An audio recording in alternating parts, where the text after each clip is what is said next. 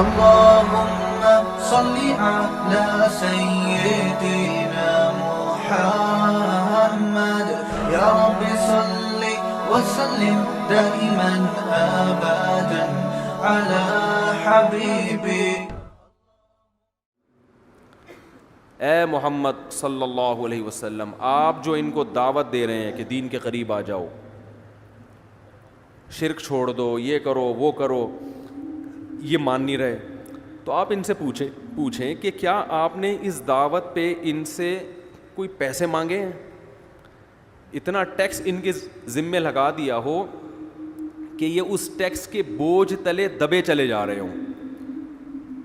کیا زبردست بات ہے. دیکھو اس سے کیا پتہ چلتا ہے کہ دین کی دعوت پہ کوئی دنیاوی مفاد نہیں ہونا چاہیے. پیغمبروں کی یہ صفت ہے کہ وہ دین کی دعوت کو کیش نہیں کراتے اپنے مالی مفاد کے لیے. یعنی آپ صلی اللہ علیہ وسلم کے اخلاص کی یہ دلیل دی جا رہی ہے کہ یہ دعوت میں برحق ہیں. برحق ہونے کی دلیل کیا ہے؟ ان کی دعوت پہ کوئی معاوضہ، بولو نا بھائی، نہیں ہے. اگر یہ تم سے پیسے لے رہے ہوتے اس دعوت پہ اور تمہارے لیے معاشی مجبوری کی وجہ سے وہ پیسے نکالنا مشکل ہو رہا ہوتا تو ہم کہتے بھائی تم حق کو اس لیے نہیں مان رہے ہو کہ تمہیں حق قبول کرنے میں کیا دینا پڑ رہا ہے؟ پیسے دینے پڑ رہے ہیں. اور وہ پیسے بھی اتنے زیادہ مانگ رہے ہیں کہ تمہارے تو بڑے مسائل ہیں، تو معاشی مسائل میں تو کوئی بھی نہیں برداشت کرتا. کیا مطلب؟ نقصان بھی ان کا ہو رہا ہے، پریشانی بھی ان کو ہو رہی ہے، ملامت بھی یہ اٹھا رہے ہیں، تانے بھی ان کو مل رہے ہیں، پیسے بھی نہیں لے رہے. یہ اس کی علامت ہے کہ یہ اپنی دعوت میں برحق ہیں. دیکھو جس کا کوئی مفاد نہیں ہوتا پھر بھی وہ ایک چیز پہ ڈٹا رہے تو کچھ تو غور کرنا چاہیے نا. اسی کو قرآن نے ایک دوسرے مقام پہ بیان کیا کہ اللہ نے قرآن میں یہ وہ بجا رہے ہیں، ہیلو ادھر مڑ کے دیکھیں. نہیں یہ وہ نہیں ہے، وہ کوئی اور ہے، ان سے کام تھا میں بھول جاؤں گا پھر. تو دیکھو قرآن ایک اور جگہ یہ بات کہتا ہے، قل انما اعظکم بواحدہ، اے نبی آپ ان سے کہہ دو میں تمہیں ایک چیز کی نصیحت کرتا ہوں.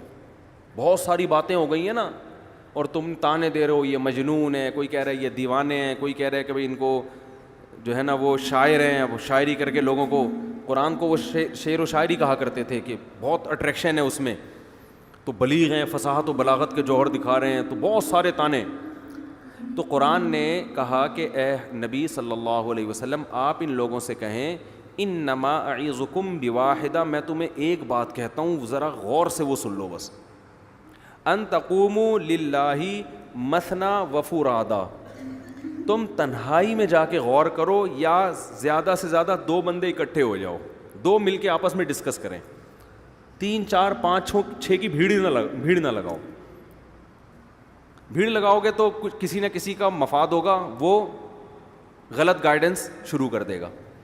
جب آپ بھیڑ لگا کے بعض دفعہ کسی مسئلے پہ ڈسکس کرتے ہیں نا تو ایک نہ ایک اس میں ایسا ہوتا ہے جس کو کوئی بیماری ہوتی ہے، وہ صحیح رخ پہ جانے نہیں دیتا، اس کے اپنے مفاد ہوتے ہیں، وہ غلط رخ پہ پھیر دیتا ہے.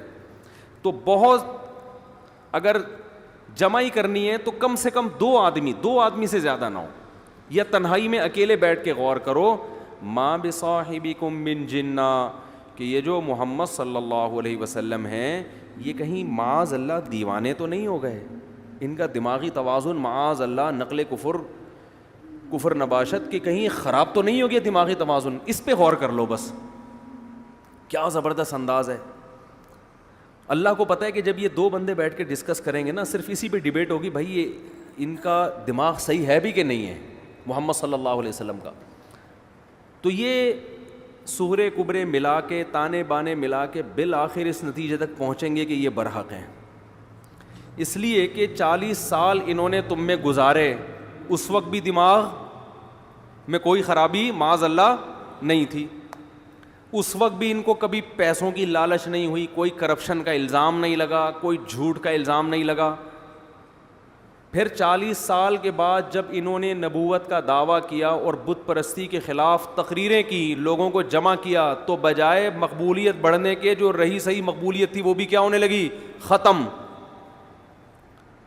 تو انسان قوم کے خلاف جب چلتا ہے یا تو کچھ دنیا کا مفاد ہوتا ہے یا اس کا دماغ کیا ہوتا ہے. جیسے پاگل الٹے الٹے کام کر رہے ہوتے ہیں نا, ان کو پتہ ہی نہیں ہوتا کہ بدنامی کیا ہوتی ہے, ٹھیک ہے, اس کا ہمیں کیا نقصان ہو رہا ہے. تو ایسے آدمی کو کیا کہتے ہیں؟ پاگل ہے. لوگ کہتے ہیں نا پاگل ہے, اس کو چھوڑا جا رہا ہے, تو ایسے ہی پھینکتا رہتا ہے, کہتے ہیں نا. بھائی 4 آدمی بیٹھ کے کوئی بات کر رہے ہیں, 5واں آ کے الٹی شروع کر دے, لوگ کیا کہتے ہیں؟ باولا ہو گیا, اس کی نہیں سنو, کہتے ہیں نا چٹھیا گیا ہے, تھوڑا سا کھسکا ہوا ہے, اوپر کا پرابلم ہے, کہتے ہیں نا لوگ. تو قرآن کہتا ہے کہ ان کے بارے میں غور کرو. ام تسألہم اجرن, ایک غور یہ کرنا ہے کہ نہ یہ ہم سے پیسے مانگ رہے ہیں, کہ یہ کہہ رہے ہیں کہ ٹھیک ہے تم جو مجھ پر ایمان لائے گا تو میرے اتنے منتھلی اس کے ذمے ہے کہ وہ میرے لیے باندھ دے. جیسے آج کل بہت سے پیر ہیں, جب آپ ان کے ہاتھ پہ بیعت ہوگے تو نظر ہدیے نذرانے کا طویل سلسلہ شروع. پھونکوں والے بھی ہیں اس میں, اور بہت سارے ٹائپ کے لوگ آ رہے ہیں اس میں. تو یہ تو ایک پیسہ نہیں مانگتے تم سے, 1 روپیہ ان کا کمیشن نہیں ہے. حتیٰ کہ نبی صلی اللہ علیہ وسلم نے جو زکوٰۃ کی اتنی فضیلت بیان کی, زکوٰۃ زکوٰۃ زکوٰۃ زکوٰۃ, اس میں اصول بنا دیا کہ میرے اور میرے رشتہ داروں پہ یہ حرام ہے. عجیب بات ہے یا نہیں ہے؟ سید پر زکوٰۃ کیا ہے؟ قیامت تک کے لیے حرام. کہ نبی نے قیامت تک کے لیے اپنے اوپر, اپنے اہل بیت اور قیامت تک جو آپ کی نسل میں پیدا ہونے والی اولاد ہے ان پر زکوٰۃ کو کیا کر دیا؟ لینا حرام. دینا تو فرض ہے, ان میں مالداروں پر, لینا حرام. کیا زبردست اصول ہے بھائی. ورنہ آج جب ہم چندے کے فضائل بیان کرتے ہیں, سب سے پہلے اپنے آپ کو کیش کرا لیتے ہیں کہ ہاں بھائی یہاں سے شروع کریں, بسم اللہ الرحمن الرحیم. دل تو یہی چاہتا ہے نا میں صدقے کے فضائل بیان کروں. دیکھو مولاناؤں پہ خرچ کیا کرو, ایک مثال دے رہا ہوں, علماء کو ہدیے دیا کریں. اس کے بعد میں کیا, میرا دل کیا جائے گا, شروع کہاں سے کرنا ہے آپ نے؟ شروع یہاں سے کریں آپ, تو مزہ بھی آتا ہے انسان کو. تبھی تو میں یہ بیان ہی نہیں کرتا. تو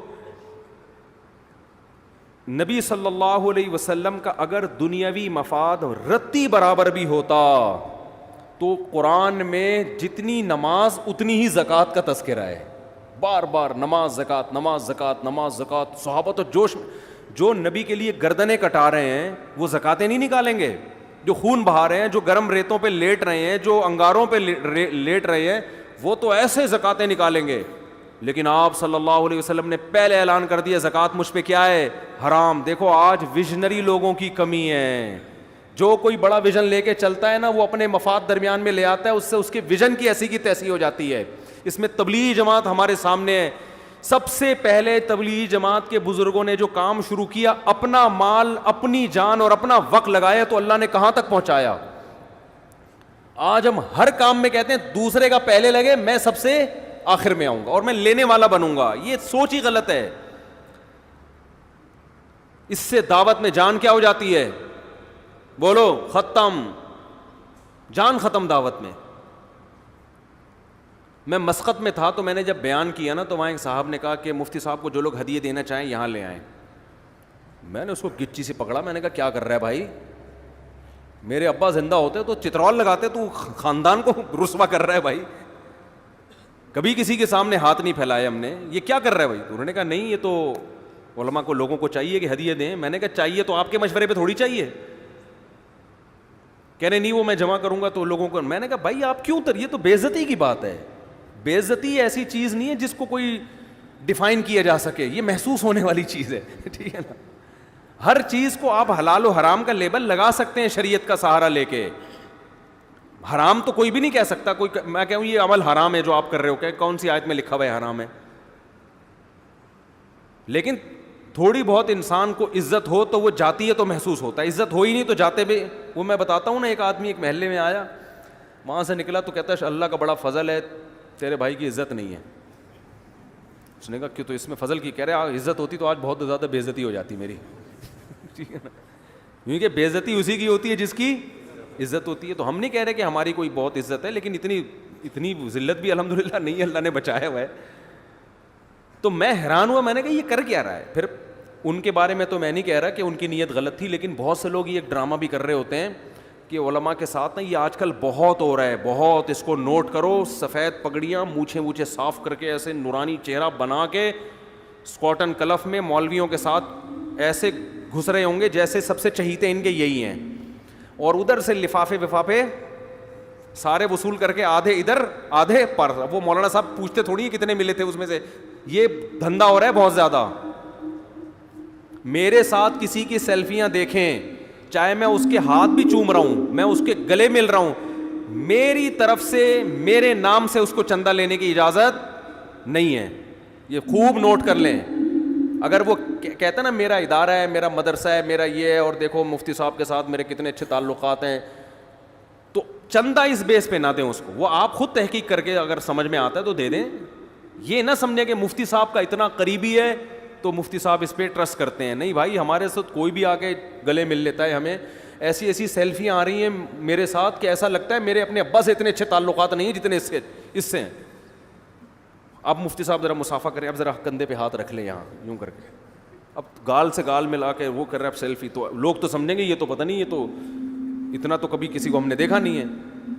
تو اس میں سارے فراڈی نہیں ہوتے, لیکن بعض فراڈی میں نے خود پکڑے ہیں جو میرے نام سے سیٹھوں کی جیبیں جا کے کیا کر رہے ہیں, خالی کر رہے ہیں. کسی کو کوئی ایک دھیلا بھی دینے کی اجازت نہیں ہے. دو تو اپنی ذمہ داری پہ خود بھگتو. ایک صاحب نے بتایا ایک تاجر جماعت میں نکلے, اس نے وہاں جا کے سب کا کھانا کا میری طرف سے, اور بھائی چلے کی جماعت ہے, کھلایا جا رہا ہے کھلایا جا رہا ہے کھلایا جا رہا ہے. لوگ کہہ رہے ہیں یار, حالانکہ جماعت میں تو منع کیا جاتا ہے بھائی اپنا پیسہ خرچ کرو, لیکن نہیں جی ہم کریں گے ہم کریں گے. لوگ بھی کھا رہے ہیں, چلو یار اللہ کی دین ہے. لوگوں کو یقین آ گیا بھائی بڑا سیٹ ہے اور نیک بھی ہے, کھلا بھی رہا ہے, تو لوگ خود پوچھتے ہیں جی آپ کا بزنس کیا ہے. اس نے بتایا ہوگا میرا کوئی پجاموں کا بزنس ہے یا چڈی بنیان کا بزنس ہے, جو بھی ہے. اب ہر آدمی کی ایک معاش تو ہر ایک کی ضرورت ہے نا بھائی. چلے کے بعد جانا تو گھر میں ہی ہے نا, گھر جائیں گے تو وہ بیگم تھوڑی چلا 4 مہینے ماں, وہ کہے گی بھائی انڈے پراٹھے دودھ آٹا دال یہ پہلے ضرورت تو پوری کرو. یہ تو ہر آدمی کی ضرورت ہے. اس کو پتہ ہے چلہ ختم ہو کے جاؤں گا تو وہی مسائل میرے گھی آٹا دال راشن بجلی کا بل گیس کا بل مسائل کیا ہو جائیں گے, شروع ہو جائیں گے. اور تبلیغ والے تو بس آخرت کے فضائل سنا رہے ہیں, پیسے 5 روپے بھی دینے کے لیے تیار نہیں ہے کہ چلہ لگا تو اب آپ 17 گریڈ کے آفیسر ہو گئے ہو تو اب ریونڈ سے آپ کا 5000 وظیفہ جاری کر دیا جائے گا. یہ تو نکلوائیں گے, دیں گے ایک دھیلا بھی نہیں. تو اب ہر آدمی کی ضرورت ہے معاش. تو انسان کو خیال آتا ہے یار میں بھی تھوڑا سا ان سے کیا بناؤں, تعلق بناؤں. تو بنایا کہ آپ کرتے کیا ہیں جی, میرا چڈی بنیان یہ کچھ بھی کاروبار ہے. تو اچھا یہ بڑے گھنے ہوتے ہیں نا جو فراڈی لوگ ہوتے ہیں, یہ خود نہیں کہتے آپ مجھے پیسہ دیں, نہ. تو حضرت آپ کو پیسوں کی ضرورت نہیں بھائی, میرے پاس پیسہ ویسا بہت ہے, مجھے انویسٹمنٹ کی بالکل بھی ضرورت نہیں. حضرت آپ کو ضرورت نہیں, لیکن ہمیں تو ضرورت ہے نا کوئی ایماندار آدمی ہمیں مل جائے. چلو دے دو پھر, لیکن یار اصل میں سے 40-50 لاکھ سے کم کا میرے پاس کام ہے نہیں, چلو آپ 10-20 بھی دے دو گے تو چلے گا. تو ایسے لوگوں نے پھر وعدے کر لیے کہ ابھی چلہ ختم ہو جائے ٹھیک ہے نا, ایڈریس لے لیا, پہنچے, پیسے لیے, اور اگلی چلے کی جماعت میں ٹھیک ہے نا, کہ بھائی جماعت پہ خرچ 3-4 لاکھ روپے ہوئے اور ارننگ. ایک اس مسجد میں ایک صاحب آئے, اسی مسجد کا واقعہ ہے, میں اس وقت امام نہیں تھا, یہاں صدر نے مجھے بتایا جو مسجد کمیٹی کے صدر ہیں. یہاں ایک صاحب آئے اور انتظامیہ سے پوچھنے لگے بھائی یہ یار یہ کلر ولر نہیں ہوا وہ مسجد میں صحیح, یہ کیا ہے؟ اس نے کہا بھائی اب کیا کریں, چندہ کرنا پڑے گا. چندہ میں کر دیتا ہوں کلر. تو کلر کروا دیا. پھر آئے یار یہ دریا وریاں پرانی ہو گئی ہیں, میں اپنے ابا کے ثواب کے لیے ذرا دریا ڈالنا چاہتا ہوں. صدر صاحب تو یہی کہیں گے ڈال دو بھائی, اور کیا چاہیے. دریا ڈال دیں. آہستہ آہستہ کمیٹی کے لوگ آنے لگے, یار آپ کرتے کیا, چھوڑو کرتے ورتے کیا, کام بتاؤ یار مسجد میں کچھ. اب وہ بندہ مسجد میں انویسٹمنٹ کر رہا ہے, لیکن ظاہر ہے دولت مند کو دیکھ کے تو رالیں سب کی ٹپکتی ہیں. لوگ آئے, انتظامیہ میں بھی پھیل گئے, بھائی بڑا سیٹ ہے یار, وہ ادھر پنکھا لگا دیا, ادھر یہ اے سی لگا دیا, ادھر جناب اے سی ہمارے یہاں لگا ہوا نہیں ہے لیکن ایک مثال دے رہا ہوں, وہ یہ لگا دیا وہ لگا دیا. یہ ساری چیزیں کر کرا کے اے سی کے لیے چندے کے لیے نہیں کہہ رہا میں آپ کو کہ آپ کہیں یہ اشاروں میں نے کہہ دیا ہے. اے سی لگوانے والے بہت لوگ ہیں, کسی مسئلے سے نہیں لگا رہے ہم, میں نہیں لگا رہا, انتظامیہ نہیں لگا رہی. تو یہ کر دیا وہ کر دیا. اب لوگ پیچھے, بھائی آپ کرتے کیا, چھوڑو یار کیا کرتے ورتے کیا. یہ آپ کو میں طریقہ بتا رہا ہوں بے روزگار کو کروڑوں روپے کمانے کا بہترین طریقہ ہے. بس گناہ ملے گا اور کچھ نہیں ہے اس میں, باقی پیسے ویسے بہت ملیں گے گناہ سے کیا ہوتا ہے, لوگ کہتے ہیں گناہ مل گیا تو کیا ہو گیا یار, لیکن پیسہ بہت ہے اس طریقے میں. تو اچھا جی آپ کرتے کیا ہیں یار؟ میں کیا کرتا ہوں, میں ٹریول ایجنٹ ہوں, لڑکوں کو امریکہ بھجوا دیا, کسی کو کینیڈا بھجوا دیا, کسی کو آسٹریلیا, یہی کام ہے میرا. باقی یار مجھے ان چیزوں میں دلچسپی نہیں ہے بالکل. میرے بیٹے کو اگر آپ امریکہ بھجوا دیں بس ٹھیک ہے, آپ کو دلچسپی نہیں ہے, لیکن صرف میرے بیٹے کو بھجوا دیں. میں تو مسجد کا نمازی ہوں, تمہارا بیٹا کرتا کیا ہے, یہ کرتا ہے. پیسے اصل میں لگیں گے اس میں 3-4-5 لاکھ روپے لگیں گے. تو ادھر سے 4-5 لاکھ پکڑے, ادھر سے وسیم بھائی نے 8-10 لاکھ دے دیے, ادھر سے کینیڈا کے لیے اور ادھر سے امریکہ کے لیے, اتنے لوگوں سے لیے. انویسٹمنٹ مسجد میں 10-15 لاکھ کی ہوئی تھی, کلیکشن ہو گئی 30 لاکھ کی. تو 15 لاکھ پروفٹ. اس مسجد سے بوریا بستر گول کیا. اب وہ حبیبیہ مسجد میں پنکھے لگا رہے ہیں. سمجھ میں آ رہی ہے بات؟ تو یہ ٹریول ایجنسی. ٹریول ایجنٹ پہ تو لطیفہ سنا ہے نا آپ لوگوں نے. وہ ایک آدمی کو ٹریول ایجنٹ نے پیسے لیے کہ میں تمہیں مسقط پہنچاتا ہوں, اور اس کو لانچ میں بٹھا کے گھما پھرا کے گوادر پہ اتار دیا. اب سمندر میں جانے کے بعد تھوڑی پتہ چلتا ہے کدھر کو جا رہا ہے آدمی. گوادر پہ اتار دیا کہ بھئی یہاں تک میرا کام پہنچانا تھا, اب انٹری شہر میں تمہاری. تو وہ گوادر پہ گھوم رہا ہے بیچارہ. اس وقت گوادر آباد بھی نہیں تھا. تو ایک آدمی سے پوچھتا ہے یار مسقط کدھر ہے؟ کہتے پتہ نہیں, میں تو خود قطر میں گھوم رہا ہوں بھائی. مجھے نہیں پتا مسقط کدھر ہے, میں تو خود کدھر ہوں, میں تو خود قطر میں گھوم رہا ہوں. قطر تلاش کر رہا ہوں کہ وہ کہاں ہے. ایک ہی جگہ پہ ایک آدمی قطر تلاش کر رہا ہے, دوسرا مسقط. یہ ٹریول ایجنٹ کرتے ہیں یہ کام. تو دعوت میں آپ کی اگر لالچ آ گئی تو دعوت کا وزن ختم, جان ختم اس میں. دعوت کو پیسوں کے ساتھ, اپنے دنیاوی مفاد کے ساتھ مت جوڑو. دنیاوی مفاد کے ساتھ مت جوڑو دعوت کو, اس کا بڑا نقصان ہوتا ہے. اور آپ کہو گے یار پھر ہم, یعنی دل تو چاہتا ہے نا کہ دعوت دینے کے بعد جب وہ آیا ہے تو تھوڑا سا اس کو اپنی دکان کا پتہ بتائیں, دل تو چاہتا ہے نا. تو دیکھو داعی کا اجر اللہ نے اپنے ذمے لیا ہے. نوح علیہ السلام نے اپنی قوم سے کہا ما اسألکم علیہ من اجر, میں تم سے اجر کا مطالبہ نہیں کرتا. سوال پیدا ہوتا ہے پھر کیا, ان اجریہ الا علی اللہ, میرا اجر کس کے ذمے ہے؟ اللہ کے. داعی کو اللہ بہت دیتا ہے. یہ رزق ایسی چیز ہے, استغنا کے ساتھ جب آتا ہے نا تو چھپڑ پھاڑ کے آتا ہے. یہ آدمی بھاگتا ہے رزق سے, اور رزق اس کے پیچھے بھاگتا ہے. وہ نبی صلی اللہ علیہ وسلم نے فرمایا جس نے آخرت کو اپنا اصل ہدف بنایا نا, تو اتت دنیا وہی راغمہ, دنیا بھی ملتی ہے لیکن ناک رگڑتے ہوئے ملتی ہے, ذلیل ہو کے ناک رگڑ رہی ہوتی ہے, کہتی قبول کر لے ہمیں, لیکن ایسے ملتی ہے دنیا. اور ہم نے تو علماء کی زندگی میں دیکھا ہے جنہوں نے رزق کو لات ماری نا, کہ دین کو اصل ہدف بنایا, رزق ایسا بھاگ رہا ہے, ایسا بھاگ رہا ہے ان کے کہ وہ حیران ہے کہ یہ ہو کیا رہا ہے ہمارے ساتھ. ایسا رزق بھاگتا ہے اس کے پیچھے, اور یہ ہر داعی کے ساتھ ہوتا ہے. تو اس میں کاروبار کو الگ رکھو بالکل, سمجھ رہے ہو؟ میں یہ نہیں کہہ رہا کاروبار مت کرو, یہ تو بیوقوفی حماقت ہے. بھیکاری بن جاؤ گے, ہر وقت منہ سے رالے ٹپکتے رہیں گی, یار ادھر سے کوئی جیب میں ہاتھ ڈالے شاید کچھ ہدیہ ودیہ نکال رہا ہو, ٹھیک ہے نا, یہ حالت ہو جاتی ہے انسان کی.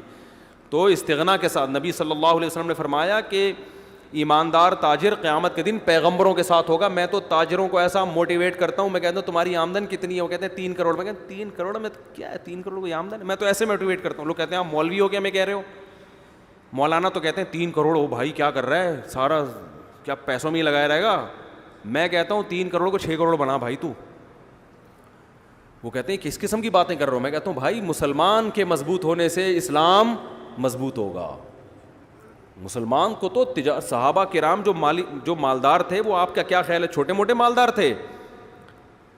جامعۃ الرشید نے ایک تحقیق کی ہے کہ صحابہ میں جو مالدار تھے نا, ان کے اثاثے کتنے تھے؟ 5 ارب روپے اس زمانے کے حساب سے. ان کے پاس جو چاندیاں تھیں نا, جن کی مالیت 5 ارب روپے کی بنتی ہے. حضرت عثمان جو 500 گھوڑے اللہ کے راہ میں دے رہے ہیں, گھوڑا لینڈ کروزر تھا اس زمانے میں, اس کا مطلب 500 گھوڑے تو اللہ کے راہ میں دیے, باقی تجارت تو ان کی چل رہی تھی ویسے ہی. اتنے مالدار لوگ, اس کا اسلام کو فائدہ ہوا کہ نہیں ہوا؟ تو اسلام تو تجارت سکھاتا ہے, اس لیے کہ تجارت میں پیسہ بہت ہے. اللہ نے پیسے کو اپنا فضل کہا ہے کہ جمعے کی نماز جب ہو جائے تو وابتغوا من فضل اللہ, پھر اللہ کے فضل کو تلاش کرو جاؤ. سمندر کو مسخر کیا لتبتغوا من فضلہ, تاکہ تم اللہ کے فضل کو تلاش کرو, سمندر میں روزی تلاش کرو, کنٹینر آئیں تمہارے, ایکسپورٹ ہو امپورٹ ہو. یہ جو سمندر میں اللہ کہتا ہے نا کہ میں نے مال رکھا ہے, رزق رکھا ہے, اس سے مراد ہے بزنس, کیونکہ سمندری تجارت سے انویسٹمنٹ سمندری تجارت میں کم ہوتی ہے, ارننگ زیادہ ہوتی ہے. تو اللہ کہہ رہے ہیں میں نے سمندر کو مسخر کیا, تمہارے فرما بردار بنا دیا, تاکہ وسخر وہ کیا ہے, وَلَهُ الْجَوَارِ الْمُنشَآتُ فِي الْبَحْرِ كَالْأَعْلَامِ, پہاڑوں جیسے جہاز اس سمندر میں چلیں گے. کیوں؟ رزق تلاش کرنے کے لیے. تو یہ رزق کیسے تلاش ہو رہا ہے؟ کنٹینر میں مال جائے گا بھی اور کنٹینر میں مال آئے گا بھی.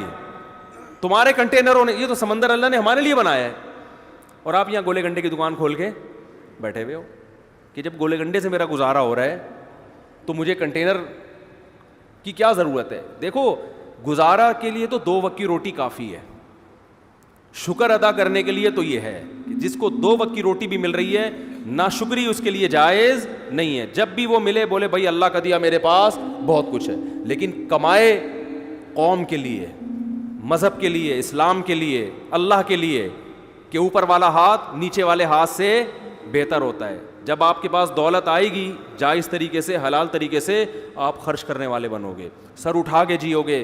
اللہ کو مخلوق کے سامنے غلامی پسند نہیں ہے کہ ابھی اس سے ادھار مانگ رہا ہے, کبھی اس سے ادھار مانگ رہا ہے, پیسے ہی نہیں ہے. ہمارے حضرت فرمایا کرتے تھے نا, ایک مولانا صاحب سے میں نے پوچھا آپ شادی کیوں نہیں کرتے؟ حضرت ان کی نقل اتارتے تھے. حضرت فرماتے ہیں آپ اتنے بڑے ہو گئے, آپ شادی نہیں کر رہے, مسئلہ کیا ہے آپ کے ساتھ؟ تو حضرت ان کی نقل اتارتے تھے کہ جب ان سے پوچھا جاتا کہ شادی کیوں نہیں کر رہے, کہتے ہیں پیسے ہی نہیں ہے. یعنی ایسا, وہ حضرت کے شاگرد تھے تو کوئی حرج نہیں تھا حضرت کے لیے ان کا مذاق اڑانا. تو حضرت کو بڑا غصہ آیا کہ ایسا اسٹائل کیوں بنا رہے ہو, پیسے ہی نہیں ہے. یعنی یہ ناشکری والا اسٹائل ہے نا یہ, کیا کریں پیسے ہی نہیں ہے. تو حضرت کو بہت غصہ آتا تھا ان کے اوپر, نہیں یہ اسٹائل کیوں ہے؟ اسٹائل یہ ہونا چاہیے بھائی اللہ کا دیا بہت کچھ ہے. اب سوال میں جب اتنا کچھ ہے تو شادی کیوں نہیں کر رہے؟ بولے بھائی وہ اگلا مہر بہت زیادہ مانگ رہا ہے, آج کل لڑکیوں کے خرچے بہت ہیں, تو اللہ کا دیا تو بہت کچھ ہے, لیکن ان کمبختوں کی ہوس کو لگام کون دے؟ یوں کر لو اللہ پہ نہیں, پیسے ہی نہیں ہے کا مطلب اللہ نے مجھے دیا ہی نہیں ہے. تو بولو پیسہ بہت ہے بھائی, اللہ کا دیا بہت کچھ ہے, حالانکہ کچھ بھی نہ ہو پھر بھی بولو بہت کچھ ہے, اس لیے کہ واقعی بہت کچھ ہے. جہاں آپ کو 2 وقت کی روٹی مل رہی ہے نا, آنکھوں میں بینائی ہے, سننے کی سماعت ہے, بہت کچھ اللہ نے آپ کو دے دیا ہے. اب رونے دھونے کی اجازت نہیں ہے. تو اب آپ کماؤ, زیادہ کماؤ, قوم کے لیے کماؤ. آپ مدرسوں میں خرچ کرو گے, بیوہ عورتوں پہ خرچ کرو گے, یتیموں کی, ایک یتیم کی کفالت نبی نے کیا فرمایا کہ جس نے یتیم کی کفالت کی جنت میں میرے ساتھ ایسے ہوگا. ذهب اہل الدثور بالاجور, صحابہ نبی کے پاس آئے, یا رسول اللہ مالدار لوگ تو اجر میں بڑھ گئے, جتنی نمازیں ہم پڑھتے ہیں وہ بھی پڑھتے ہیں, لیکن صدقات و خیرات تو وہ ہم سے زیادہ کر رہے ہیں. اب غریب آدمی احساس کمتری میں جاتا ہے, تو وہ یہ سوچ کے شکر ادا کرے کہ اللہ نے آپ کو دولت نہ دے کے بہت سے فتنوں سے بچا لیا, کیونکہ دولت آنے کے بعد اجر میں آگے کم بڑھنے لوگ, نیکیوں میں کم بڑھتے ہیں, گناہوں میں بڑھنے والے زیادہ ہیں. تو اللہ نے آپ کو اس آزمائش سے بچا لیا, آپ کا حساب بھی ہلکا پھلکا. قیامت میں اللہ پیسوں کا حساب مانگے گا, آپ بولو گے جیب نکال کے دو گے, اللہ میاں کو بولو پیسے ہی نہیں ہے, کس چیز کا حساب لے رہے ہیں؟ اللہ صبح ایک انڈا بمشکل کھا لیا کرتے تھے, وہ بھی بیگم کی صلواتیں سن کے, تو وہ ویسے ہی گناہ اس کے غریب کے معاف ہو چکے ہوں گے. بیگم نے اتنی سنائی ہوگی, اس کا سر گنجا کر دیا ہوگا, کم بخت جب دھیلا نہیں ہے تو مجھ سے شادی کیوں کی تھی انہوں نے. تو وہ غریب تو ویسے ہی لپٹایا کہاں جائے گا جنت میں. تو مالدار کی آزمائش زیادہ ہے. تو جو آزمائش اللہ کی طرف سے ہو وہ تو ٹھیک ہے, اپنی حماقتوں سے جو آزمائش ہوتی ہے پھر وہ صحیح نہیں ہوتی. تو آپ اپنی حماقتوں سے اگر غریب بنے ہوئے ہو تو یہ اللہ کی طرف سے آزمائش نہیں ہے, بلکہ یہ کس کی طرف سے ہے؟ یہ آپ کی اپنی حماقت ہے. تو اپنے طرف سے تو کوشش کرنی چاہیے. خیر بات کو جلدی سے سمیٹ کے ختم کرتا ہوں. تو اللہ نے کیا فرمایا کہ تم اکیلے میں غور کرو, تمہارے ساتھی محمد صلی اللہ علیہ وسلم کے دل میں نہ تو لالچ ہے اور نہ ان کو جنون ہے, یہ ان کے برحق ہونے کی علامت ہے. قوم سے ٹکر لے رہے ہیں, مارے کھا رہے ہیں, پتھر سر سے خون نکلتا ہے تو جوتوں میں جمع ہو جاتا ہے, رشتہ دار سب الگ ہو گئے, چچا کہہ رہے ہیں کہ مجھ پہ اتنا بوجھ مت ڈالو کہ میں برداشت نہ کر سکوں. تو یہ بہت بڑی دلیل ہے آپ صلی اللہ علیہ وسلم کے برحق ہونے کی. تو قرآن کہہ رہا ہے ام تسألوہم اجرن، اے نبی کیا آپ نے ان سے پیسے مانگے ہیں کہ جو مجھ پر ایمان لائے گا تو مجھے زکاتیں لا کے دیا کرے، مجھے ہدیے لا کے دیا کرے، مجھے اتنے پیسے ہر مہینے دیا کرے، اور جس کی وجہ سے یہ بوجھل ہو گئے ہوں؟ ایسا بھی نہیں ہے. حتیٰ کہ دیکھو ابو طلحہ انصاری رضی اللہ تعالیٰ عنہ آئے نبی کے پاس، بس یہ واقعہ سنا کے بیان ختم کرتا ہوں، کہ یا رسول اللہ، قرآن میں اللہ نے آیتیں نازل کر دی، لن تنالوا البر حتی تنفقوا مما تحبون، کہ تم نیکی کی حقیقت تک اس وقت تک نہیں پہنچ سکتے جب تک محبوب چیز اللہ کی راہ میں صدقہ نہ کرو. یعنی اگر نیکی تو کم چیز بھی صدقہ کرنے سے ہوگی، لیکن اگر نیکی کی حقیقت اور تہ تک پہنچنا چاہتے ہو تو ایسی چیز صدقہ کرو جس سے تمہارا دل اٹکا ہوا ہے. محبوب چیز نکالو اللہ کی راہ میں، قربانی دو. دیکھو جس کو دنیا میں جب ایک دوسرے سے محبت ہوتی ہے نا تو لوگ آپ سے آپ کی پسندیدہ چیز مانگ لیتے ہیں. سیٹنگ میں تو یہ بہت ہوتا ہے، لڑکے بتاتے ہیں، میری اپنی کوئی سیٹنگ نہیں ہے الحمدللہ، کہ سیٹنگ میں یہ بہت ہوتا ہے کہ وہ محبوبہ نے یہ مانگ لیا، اپنی کوئی خاص چیز مانگ لی کہ بھئی یہ گھڑی ہے یا یہ موبائل ہے. اب آپ آزمائش میں آ گئے، اب آپ کو محبت تھی، آپ نے کہا کوئی بات نہیں، یہ آئی فون تمہارا ہوا. وہ جوش میں آ جاتی ہے، بھائی یہ ہے محبت. یہ دنیا میں ہوتا ہے، انسان آزماتا ہے. اور یاد رکھو یہ ہمارے ہاں بہت بڑی اللہ کی نعمت ہے کہ اب بھی عورت پہ خرچ کرنے کا جذبہ ہے، پٹانے کے لیے بھی. گوروں میں یہ بھی ختم، گوروں میں عورت کا یہ حق بھی ختم ہو گیا کہ انگریز عورت کو پٹانے کے لیے اس پہ خرچ نہیں کرتا، دونوں ایک دوسرے کو اپنے خرچے پہ پٹا رہے ہوتے ہیں. یعنی گرل فرینڈ بھی بوائے فرینڈ کا خرچہ اٹھا رہی ہوتی ہے آدھا آدھا. کم بخت کی سیٹنگ چل رہی ہے گرل فرینڈ سے، برگر بھی وہ اپنے خرچے پہ کھائے گی بیٹھ کے. یہ عورت کا حال ہو گیا ان ملکوں میں. یعنی نہیں آ رہی سمجھ میں، میرا خیال ہے یہ تو یہاں ہے کہ برگر اپنے خرچے پہ، پیزا اپنے خرچے پہ، اور ایزی لوڈ اپنے خرچے پہ. پھر کہیں جا کے وہ 8-10 پہ یہ خرچہ ہوگا تو ایک آدھ پٹ پٹا کے آئے گی آپ کے پاس. وہاں انگریز خرچہ نہیں کرتا گرل فرینڈ پہ، کیونکہ وہ بھائی تو جیسے میری ضرورت گرل فرینڈ ہے تو تمہاری ضرورت بوائے فرینڈ ہے، تو تم اپنے پیسوں سے برگر کھاؤ، میں اپنے پیسوں سے برگر کھاؤں گا. اتنے مزے گوروں کے ہیں، اور نقصان کس کا ہو رہا ہے؟ عورت کا. تو عورت کے حقوق یہاں جتنے ہیں نا وہاں نہیں. گرل فرینڈ حرام ہے، ناجائز ہے، کہیں شروع نہ کر دیں. ایک مثال دے رہا ہوں میں. تو کیا بات کر رہا تھا میں، جلدی سے بات کو سمیٹ کے ختم کروں میں. کون سا واقعہ؟ ہاں، تو محبوب ترین چیز اللہ کی راہ میں صدقہ کیا جائے. قرآن نے کہا نیکی کی تہ تک تم اس وقت پہنچو گے. یہ آیت جب نازل، لن تنالوا البر، ہرگز نہیں نیکی کی حقیقت تک پہنچ سکتے جب تک محبوب چیز صدقہ نہیں کرو گے. حضرت ابو طلحہ انصاری آئے، یا رسول اللہ، اللہ نے آپ پہ جو آیتیں نازل کی، قرآن نازل کیا، اس میں اللہ نے فرمایا کہ محبوب ترین چیز کو صدقہ کرنا پڑے گا. تو میں نے اپنے دائیں بائیں غور کیا، میرے پاس محبوب ترین مال کون سا ہے؟ تو میرے 2 باغ ہیں جو مجھے بہت ہی محبوب ہیں. پراپرٹی ہے نا، ایک تو باغ ویسے ہی اچھا لگتا ہے، دوسرا وہ ارننگ کا اس زمانے میں اس سے بہتر ذریعہ تھا نہیں، تو یہ تو میری ارننگ کا ذریعہ ہے، یہ مجھے بہت محبوب ہے. تو آپ کو اختیار ہے، آپ جہاں چاہیں صدقہ کر دیں. میں ہوتا تو شاید میرے دل میں لالچ آتی کہ بھائی میں بھی آخر انسان ہوں. ہے بھائی، میرے بیان سن کے تمہیں صدقے کی توفیق ملی ہے، اور میرے بچے بھی ماشاءاللہ ہول سیل کے حساب سے ہیں. میرے ذہن میں تو وسوسہ آ جاتا. اب ایسا نہ ہو کہ آپ لوگ صدقہ کرنا میرے اوپر شروع کر دیں. میرا ذریعہ آمدن اچھا خاصا ہے، ٹھیک ٹھاک ہے الحمدللہ. بزنس ہے میرا، اور آج سے نہیں ہے، 15 سال سے ہے. باقی میں کسی کو بتاتا نہیں کون سا بزنس ہے. یہ ہوائی بزنس ہی پراپر بزنس ہے. تو بتاتا کیوں نہیں؟ اس لیے کہ یہ ممبر، یہ جگہ نہیں ہے. کبھی چھاؤں میں آئیں تو بات کریں گے. پھر وہ لیکن اب بتاؤں گا تو بولیں گے چورن بیچ رہا ہے اپنا، تو میں نہیں بتاؤں گا. یہ نا، تو یہ ضمناً میں نے اس لیے بتا دیا کہ آپ کہیں گے یہ کیا ہو رہا ہے یہ. تو کیا کہہ رہا تھا یار، ایک تو کھوپڑی بہت عجیب سی ہو گئی.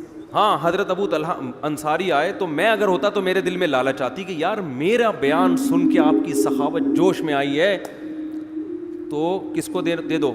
مجھے دے دو. اور یہ تو زکوٰۃ بھی نہیں ہے نا جو سید پہ حرام ہو, تو یہ تو آپ پہ صلی اللہ علیہ وسلم پہ حرام بھی نہیں تھا. اور آپ صلی اللہ علیہ وسلم اتنے مسکین کہ گھر میں 40 دن چولہا نہیں جلتا, آگ جلنے کی نوبت ہی نہیں آتی, صرف کھجور پہ گزارا ہوتا تھا, وہ بھی کبھی مل گئی کبھی نہیں ملی. تو سب سے زیادہ مسکین کون تھے؟ آپ صلی اللہ علیہ وسلم. اور 9 بیویاں, لیکن آپ صلی اللہ علیہ وسلم نے فرمایا اپنے چچا زاد بھائیوں کو دے دو. کیوں؟ قرآن رشتہ داری جوڑنے کا بہت زیادہ حکم دیتا ہے نا. تو آپ صلی اللہ علیہ وسلم کو معلوم تھا ان کے چچا زاد بھائیوں کی مالی حالت اچھی نہیں ہے, اور ان کے ریلیٹیو بھی ہیں, رشتہ دار بھی ہیں. پہلے آپ نے فرمایا بخن بخن ذاک مال رابع, فرمایا واہ واہ واہ یہ تو بہت قیمتی مال ہے, اپریشیٹ کیا کہ یہ تو بڑا جذبہ ہے تمہارا, اتنا قیمتی مال صدقہ کر رہے ہو, واہ واہ واہ واہ. پھر فرمایا اپنے چچا زاد بھائیوں کو دے دو جا کے. کیوں؟ اس میں کیا ہوگا؟ صدقے کا ثواب بھی ملے گا اور رشتہ داری مضبوط ہوگی. صدقے کا ثواب بھی ملے گا اور رشتہ داری مضبوط ہوگی. کتنا بڑا ظرف ہے. آج جاہل پیروں کو میں یہ ہمت دیکھی آپ نے, کہیں گے ڈبہ اس میں ڈال دو ٹھیک ہے نا, کلی اختیارات کے ساتھ کہ جب میں چاہوں میں کھاؤں, جب چاہوں میں صدقہ کروں. یہ کلی اختیارات مجھے سمجھ میں نہیں آتے. بعض لوگ پیسے لا کے پکڑاتے ہیں, مفتی صاحب آپ کو مکمل اختیارات ہیں, چاہے خود کھا لیں چاہے صدقہ کریں. میں کہتا ہوں مجھے آزمائش میں مت ڈالو, یہ بہت بڑی آزمائش میں ڈال رہے ہو آپ. بھائی مجھے ہدیہ دینا تو بولو آپ کے ہیں, وہ تو پھر مجھے خود ہی اختیارات ہوں گے. کیونکہ انسان ایسے موقع پہ اتنی مصیبت میں پڑ جاتا ہے کہ آپ نے کوئی رقم دی, بولا آپ چاہو تو آپ استعمال کرو, چاہو تو صدقہ کر دو. اب آدمی کہتا ہے پتہ نہیں یار ایک مصیبت میں ڈال دیا ایک بندے نے, یہ کیا, وہ تو ویسے بھی تو آپ سیدھے سے بولو بھائی صدقہ کر دو اس کو, یہ آپ کے نہیں ہے, یہ صدقہ کرنے کے لیے ہیں. تو یہ گول مول باتیں نہیں کرنی چاہیے ان معاملات میں کبھی بھی. پیسوں کے معاملے میں آدمی کیا ہو, ایک نمبر ہو. تو نبی صلی اللہ علیہ وسلم نے فرمایا کس کو دے دو؟ ابن الاعمام, اپنے چچا زاد بھائیوں کو دے دو. کیسا ظرف ہے. دیکھو ہمیں بھی نبی سے یہ چیزیں سیکھنی چاہیے. آپ جب بہن بھائیوں کو صدقے کی ترغیب دے رہے ہو, کوئی بھی گھر کا بڑا ہوتا ہے بچوں کو ترغیب دے رہا ہوتا ہے, تو اپنے فضائل نہ سنانے شروع کر دیا کرو ٹھیک ہے نا. اس سے بچے سمجھیں گے ابا کے حقوق ابا کے علاوہ کوئی اور بتائے ان کو, پھر مزہ آئے گا.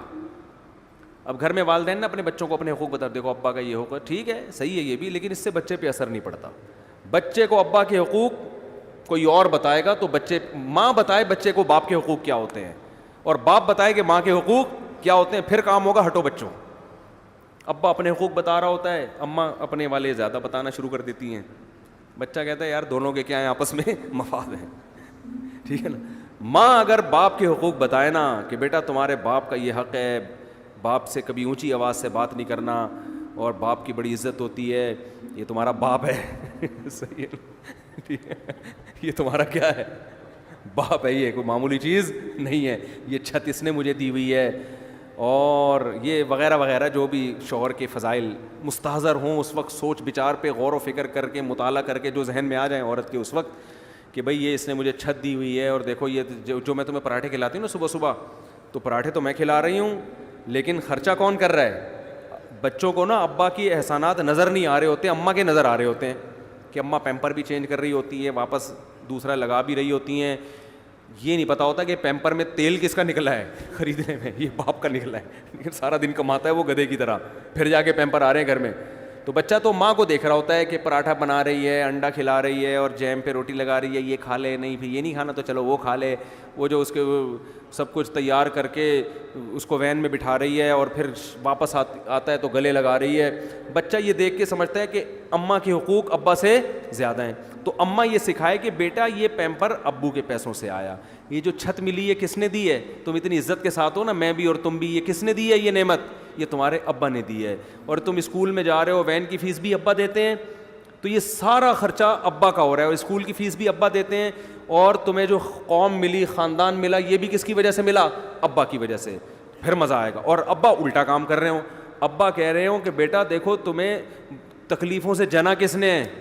ماں نے جنا ہے, اور میں تو صرف پیسے دے کے نکل لیتا ہوں پتلی گلی سے. یہ جو صبح اٹھے پراٹھے بناتی ہے بیچاری, کچن کے سامنے آگ میں کھڑی ہوتی ہے اتنی دیر, اور بار بار پیمپر چیک کرتی ہے, رپورٹ کیسی ہے, یہی کام آج کل رہ گیا ہے نا. خراب رپورٹ ہے تو چینج کر دو, ورنہ وہی لگا رہنے دو, ٹھیک ہے نا. تو وہ بچوں کی ہگائی متائی کا کام تو پیمپروں نے اپنے ذمہ لے لیا ہے. تو یہ جو چیک کرتی ہے, میرے اندر تو یہ ہمت نہیں ہے. تمہیں گود سے لگایا, تمہیں اپنی چھاتی سے دودھ پلایا, تمہیں تکلیفوں سے اٹھایا, تو باپ ماں کے فضائل سنا رہا ہو. اور بیٹا یہ جو میں گھر میں تم آرام سے پل رہے ہو, میں سفر بھی کرتا ہوں, دنیا سے باہر بھی ملک سے باہر بھی جاتا ہوں, شہر سے باہر بھی جاتا ہوں میں, تو میں پھر بھی تمہارے بارے میں سکون میں رہتا ہوں کہ انہیں کوئی تنگ نہیں کرے گا, یہ محفوظ ہاتھوں میں ہے, کیونکہ ماں کا آلٹرنیٹ کوئی بھی نہیں ہے. تو میں جو اتنی بے فکری سے تھڑے پہ بیٹھ کے گپے لگا رہا ہوتا ہوں نا دوستوں کے ساتھ, مجھے پتا ہے بچے گھر میں صحیح پل رہے ہیں. ماں کے علاوہ کسی اور گود میں ہوتے پتہ نہیں کیا کر رہی ہے, زہر کھلا دے کہ مارنا دیتی کہیں. وہ سامنے تو بڑی اچھی بنی ہوتی ہے ماشاء اللہ, میرا لال باپ کے جاتے ہی بولے کم بخت. ایک آدمی نے کہ شادی کی, سوتیلے بیٹا ملا نا اس کو, تو مجھے وہ کہہ رہا ہے یار یہ سوتیلا بیٹا جو ہے نا مجھے ایک آنکھ نہیں بھا رہا ہے. ٹھیک ہے نا, ان کا مزاج بھی ہے, کہہ رہا ہے یار یہ مجھے ایک آنکھ نہیں بھا رہا ہے یہ. تو میں نے کہا کیا خرابی, کہہ رہے یار یہ مجھے پتہ نہیں اپنے بچوں میں بالکل بھی اچھا نہیں لگ رہا ہے. تو ظاہر ہے جو سچی مچی کی ماں ہوتی ہے, سچی مچی کا باپ ہوتا ہے, اس کو جو اپنے بچے اچھے لگتے ہیں وہ دوسروں کے اچھے نہیں لگتے. تو باپ کو چاہیے بچوں کو بتائے کہ دیکھو تمہاری ماں نے جو تمہیں گود میں سکون ملا ہے نا, اور میں بھی جو تمہاری طرف سے تسلی میں ہوں, کیونکہ مجھے پتہ ہے کہ تمہاری ماں تمہیں پال رہی ہے. کوئی اور عورت ہوتی تو مجھے بھی تسلی نہ ہوتی. تو دونوں ایک دوسرے کے فضائل سنائیں گے تو کام چلے گا. وہ ادھر اپنی طرف گھسیٹ رہا ہے, وہ ادھر اپنی طرف, کہ ماں کی باتوں میں نہیں آنا. بتا دوں میں, یہ تو میں اس کی باتوں میں آ گیا تھا تو شادی ہو گئی میری اس سے. اب تم نہیں آنا, تمہاری ماں الٹی باتیں بتائے گی بیٹا تمہیں. اور ماں یہ کہہ رہی ہوتی دیکھو تمہارے ابا نے تو مجھے کبھی سکون دیا نہیں ہے, اس کی باتوں میں مت آنا. تو اس سے بچہ کسی کا بھی نہیں بنتا, یہ بتا دوں, نہ باپ کا رہتا ہے نہ ماں کا رہتا ہے. تو کہاں سے کہاں بات چلی گئی. تو خلاصہ یہ نکلا اس پوری بحث کا کہ ہمارے نبی کی دعوت میں کیا تھا, اخلاص. اور یہ جب تک لوگوں کی جیب پہ لالچ ہوگی نا, نظر ہوگی, یہ چیز پیدا نہیں ہوگی. گھما پھرا کے لے آؤ گے کہیں نہ کہیں سے چورن چٹنی کی طرف, ٹھیک ہے نا. ایک دم مایوس کر دو لوگوں سے اپنے آپ کو, ایک دم کیا کر دو, مایوس, کہ بھائی کوئی کروڑ پتی بھی ہے تو میری بلا سے, میرے لیے نہیں ہے وہ, میں وہی ہے جو میری جیب میں ہے. میں نے ایک بیان کیا تھا, وہ بڑا اچھا کلپ چلا ہے, بہت میں نے خود بھی سنا تو بڑا اچھا لگا, مجھے مزہ آیا, کہ آپ کے سامنے لوگ اپنی دولت بتاتے ہوئے ڈرے نہیں, اپنے آپ کو ایسا بناؤ. کوئی آ کے آپ کو کہتا ہے نا میری کروڑوں روپے کی آمدن ہے, ڈرتا ہے, بتاتا نہیں ہے, اس کو پتہ ہے قرضہ مانگے, کل اس کے پہ حالات آئیں گے, مجھے اسے فون کرے گا پیسے چاہیے. تو اپنے آپ کو ایسا بنا دو کہ لوگ آپ کے سامنے آ کے اپنے دل کی بات رکھیں کہ میری اصل ایکچوئل آمدن اتنی ہے, اور اس کو یہ امید ہو کہ میرے بتانے سے ان کی صحت پہ کوئی فرق نہیں پڑے گا. ایسا نہیں ہوگا کہ حالات آئے تو مجھے فون کریں گے. میں بہت نالائق ہوں, لیکن اللہ کا فضل ہے, بڑے بڑے تاجر مجھے اپنی آمدن بتاتے ہوئے جھجکتے نہیں ہیں.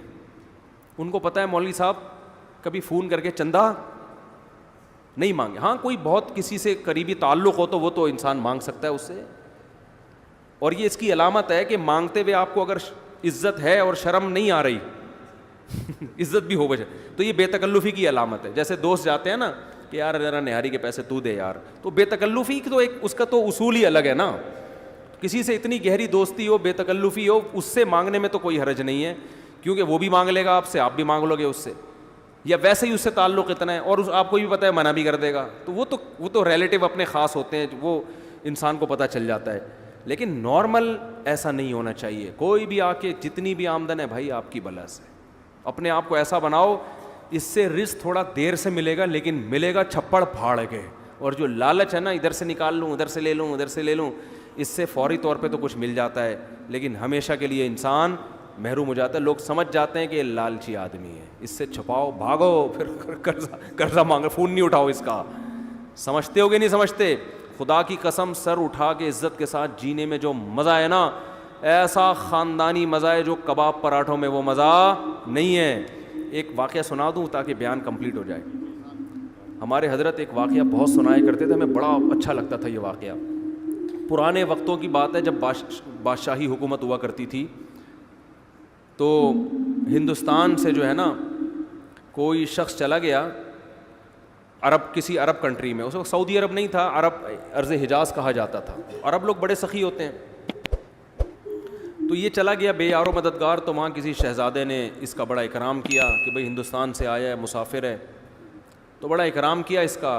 اس کو بڑی خوشی ہوئی, یار ایک عرب شہزادہ میرا اکرام کر رہا ہے. تو اس نے کہا کہ کبھی ہندوستان آؤ اور تمہیں کچھ ضرورت ہو تو میرے گھر پہ آنا. شہزادے نے کہا مجھے کیا ضرورت, میں شہزادہ آدمی, میں تو فقیر غریب آدمی ہے, تو میں نے تیری مدد کر لی ویسے ہی, مجھے کوئی تجھ سے مدد نہیں. وہ فقیر تھا بیچارہ, غریب تھا نا. تو پھر بھی اس فقیر نے کہہ دیا کہ یار حالات کا کچھ پتہ نہیں ہوتا, کبھی آنا ہو تو یہ میرا ایڈریس ہے, آ جانا. تم شہزادے ہو لیکن جو ہے کبھی کبھی ضرورت پڑ جائے.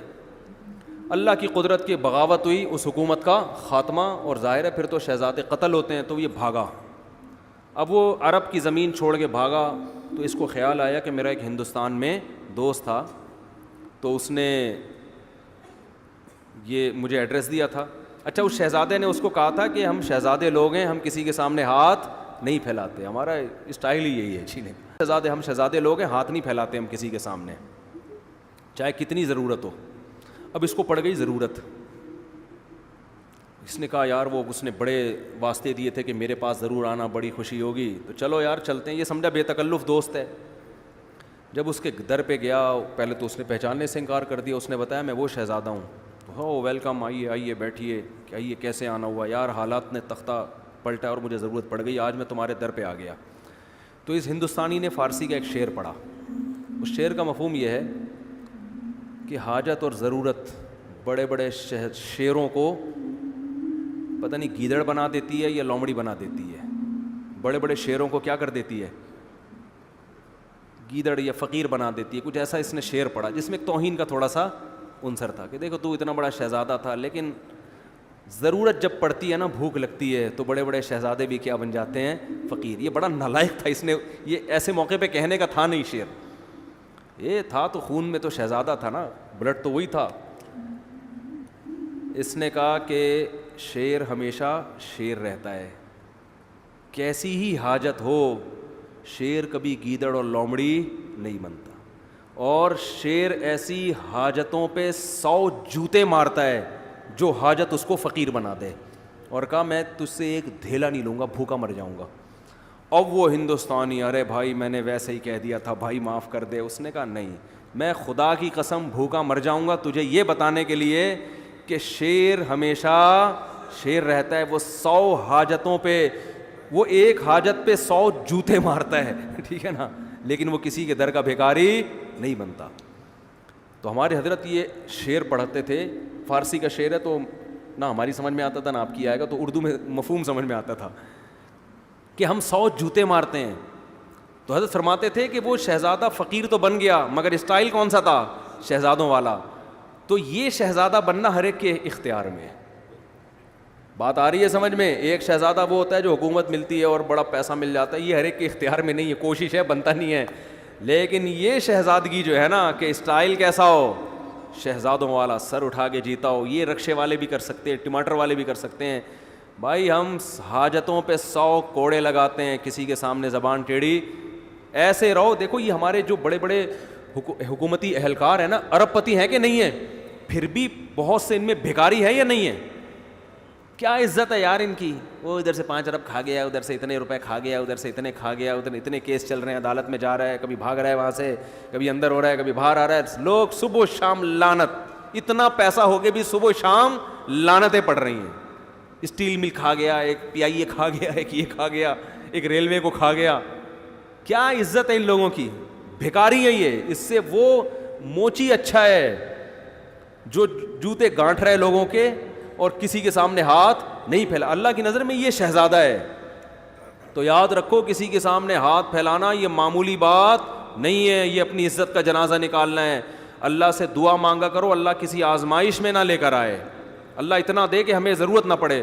لیکن یہ بھی دعا مانگو, اے اللہ اگر کبھی خدا نہ خواستہ آزمائش مقدر ہے تو ہمیں کسی کے سامنے ہاتھ پھیلانے والا نہ بنا, ہاتھ نہ پھیلائے, سر اٹھا کے جیے, دھیلا نہ ہو, لیکن اسٹائل ایسا ہو جیسے آپ سے بڑا سیٹ دنیا میں کوئی ہے ہی نہیں. ہمارے حضرت بہت غریب تھے 60 سال کی عمر تک. فرماتے ہیں کہ میرے پاس لاہور اپنے شیخ کی زیارت کے لیے ٹرین کا کرایہ نہیں ہوتا تھا, لیکن میں جیتا ایسے تھا, لوگ قرضے مانگتے تھے مجھ سے آ کے, سمجھتے تو بہت بڑے سیٹ ہیں یہ. اور حضرت بھی دیتے نہیں تھے، کیونکہ جس کو دیا واپس نہیں دیا اس نے. حضرت فرماتے تھے اس زمانے میں جو کسی کو قرضہ دے دے وہ احمق، اور جو لے کے واپس کر دے وہ اس سے بڑا بیوقوف. جو قرضہ دے دے وہ بھی بیوقوف، اور جو لے کے واپس کر دے وہ اس سے بڑا بیوقوف. اب اس کا ایک مطلب ہے، لوگ کہتے ہیں یہ تو قرضہ دینا تو واجب ہے، اس کو ڈبل بیوقوف کیوں کہہ دیا؟ ڈبل بیوقوف اس لیے کیا کہ اس کو پتا تھا میں نہیں دیتا تو کیا بگاڑ لیتا، پھر بھی دے دیا. بیوقوف ہے یا نہیں ہے؟ تو ایسا استغنا، تو انسان کسی کی جیب پہ نظر نہ رکھے. بھائی اپنا کھائیں گے، اپنا بھوکے مر جائیں گے تو کیا ہو گیا یار، مرتا ورتا کوئی نہیں ہے. اللہ ایسا کھلاتا ہے نا غیب سے، زبردستی لوگ ٹھوس ٹھوس کے جائیں گے آپ کے منہ میں. اب دیکھو ہم جب مولوی بننے کے لیے آئے تو ہمیں تو لوگ تانا دیتے تھے کھاؤ گے کہاں سے، اتنے تانے ملتے تھے، اتنے تانے. اب ٹھونس رہے ہیں مفتی صاحب گرل فش، دال چاول، مسالے والی بریانی، اور ہم جاتے بھی ہیں تو دھونے والے کھا کے. بھائی پیٹ ہے، لالو کھیت تھوڑی ہے کہ اتنا گنجائش تھوڑی ہے اس میں. اللہ ٹھونستا ہے، کھلائے گا، برس پیچھے بھاگے گا آپ کے. تو بہت بڑی نعمت ہے. میں تو یہ باتیں کر رہا ہوں، میرے اندر بھی وہ استغنا نہیں ہے، میں اس لیے باتیں کر رہا ہوں کہ میرے اندر پیدا ہو جائے. آپ سمجھے مفتی صاحب تو پتہ نہیں کتنے زبردست استغنا کے ساتھ جیتے ہوں گے. ہوئے ہم بھی باتیں کر رہے ہیں، باتیں کرنے پر گورنمنٹ کی طرف سے کوئی پابندی نہیں ہے، عمل بڑا مشکل کام ہے. تو میں بھی اس لیے کہہ رہا ہوں تاکہ میرا بھی استحضار ہو جائے. تو عزت کا، اور خاص طور پر دیندار آدمی، داڑھی والے، نمازی، ان کو تو بہت عزت نفس کا خیال کرنا چاہیے، بہت زیادہ خیال کرنا چاہیے عزت نفس کا، کہ عزت پہ آنچ نہ آئے. تو ہمارے نبی نے اتنی غربت میں گزارا کیا، ایک پیسے نہیں مانگے. صحابی صدقے کی ترغیب دے رہے ہیں تو کہہ رہے ہیں اپنے چچا زاد بھائیوں کو دے دو، ٹھیک ہے نا. تو ان کو کبھی جہاد میں خرچ کروا رہے ہیں، اپنی ذات کے لیے نہیں مانگ رہے، اپنی ذات کے لیے. اپنی بھوک بھی نہیں بتا رہے لوگوں کو جا کے کہ میرے حالت یہ ہے، یہ میری حالت. صحابہ نے غزوہ خندق میں آپ کے چہرے کو دیکھ کے اندازہ لگایا کہ آپ کتنی شدید بھوک میں ہیں، چہرے کو دیکھ کے اندازہ لگایا. تو اس ہمارے نبی تو بڑے مستغنی تھے. بھائی ہمیں بھی ایسی زندگی گزارنی چاہیے. اللہ تعالیٰ عمل کی توفیق